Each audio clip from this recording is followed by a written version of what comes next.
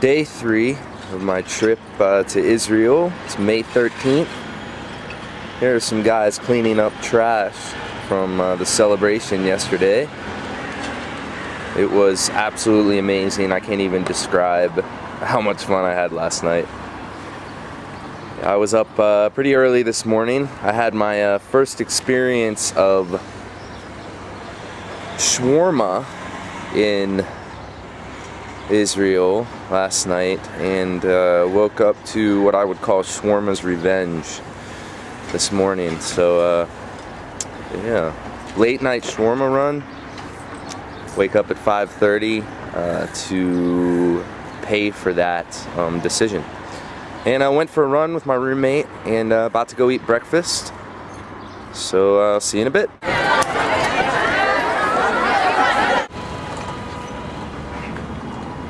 Hi. Hey, what's up? I saw your Facebook posting. Did you? Here's the group. We're walking down to try to get to the Ramparts Walk. So we're walking along. This is the Hinnom Valley? Yeah. Hinnom, Gehenna. also known as Gehenna. Or hell. Or hell, yes. So this is the whole group. You can see them all the way up front. The Valley of Gehenna was a place used for child sacrifice. And in the time of Jeremiah's prophesying, he prophesied that this place would become a valley of slaughter. And we actually read in 19:6, "Therefore, behold, days are coming, declares the Lord, when this place shall no more be called Topheth, or the valley of the son of Hinnom, but the valley of slaughter." So this road follows the Hinnom Valley down, and this was kind of symbolic for hell, this bottom area right here. I'm gonna zoom in a little bit.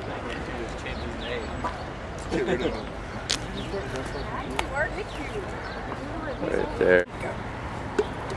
And they have a cemetery over there where the people died after the destruction. They are the left behind people that the Babylonians thought weren't worth taking.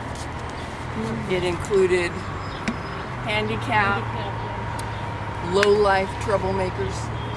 Babylonians didn't want them either, so they were left behind. Now what's interesting is in that excavation, they came up with one of the grave goods, well, 2 of them, and they're little tiny pieces of jewelry, a rolled up silver scroll worn as a pendant. And when they finally, it took them a long time to figure out how they could unroll it without wrecking it, because they knew that there was writing on it. It came up with the passage, the high priestly blessing. May the Lord bless you and keep you. May the Lord lift up his face to shine upon you. And that is the earliest text from the Bible ever found on that silver scroll. Wow. So for those more liberal folk who think that the composition of the Torah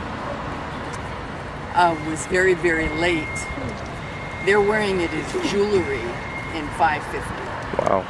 So that sort of threw that out. So it pushed back a lot of people's thinking.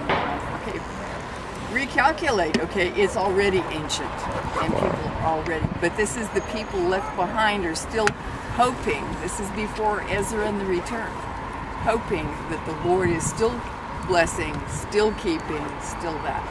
That is the benediction said on the Day of Atonement.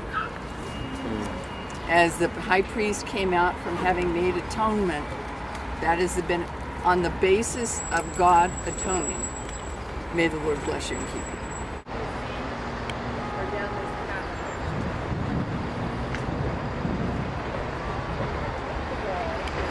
So right in this area is a burial ground. and people were left there in the Babylonian captivity. Marilyn was saying anyone who was disabled or unable to make the journey, that type of thing, was left there for dead. So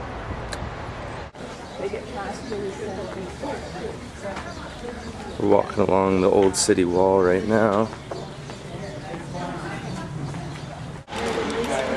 All this is done by from the Battle of 1967, gunshot marks all along the outer city wall. This is Dormition Abbey, where traditional belief is that this is where Mary fell asleep. Yeah, we probably don't want to go back in here.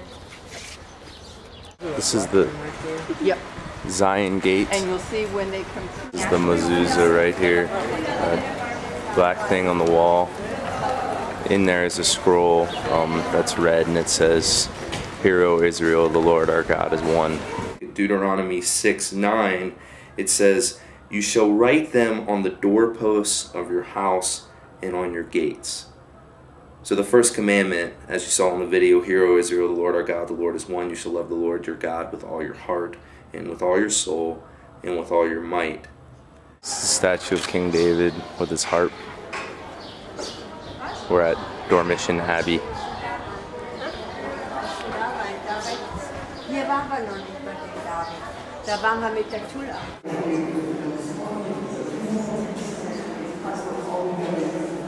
Traditionally, this is the room that is remembered as where the Last Supper took place. Well, there's almost no chance it actually took place here. Doesn't necessarily mean that tradition is unimportant. So this is where people come to remember that event. This is a statue of an olive tree in the room of the Last Supper. And you see that the branches are cut, but there are shoots growing off of the branches. So to represent that even though the branches have been cut, shoots still grow out, and also to represent that the Gentiles have been grafted into the promises of God.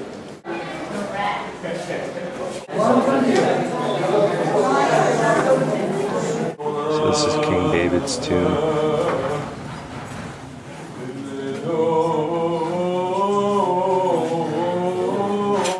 Well, it's not really King David's tomb, but it's where they traditionally remember it to be. So we are just right at the intersection of the Jewish and Armenian quarter in the old city of Jerusalem. Just came in through the Zion Gate.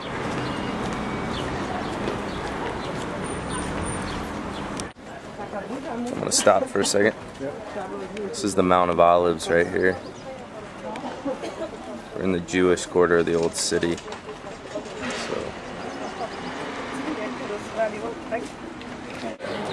Between 48 and 67, all of this in Old Jerusalem was in Jordanian control. So really all of these buildings were destroyed. And then when Israel got control of this in 67, reclaimed control, they rebuilt all of these buildings.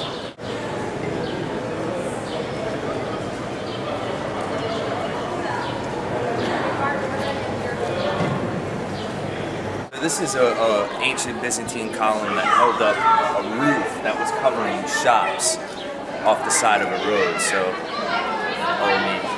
if you're walking along this road, there would be shops right here.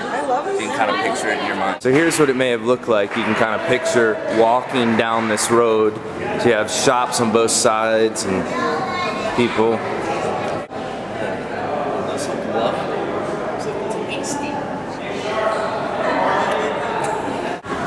So here's the modern day Cardo.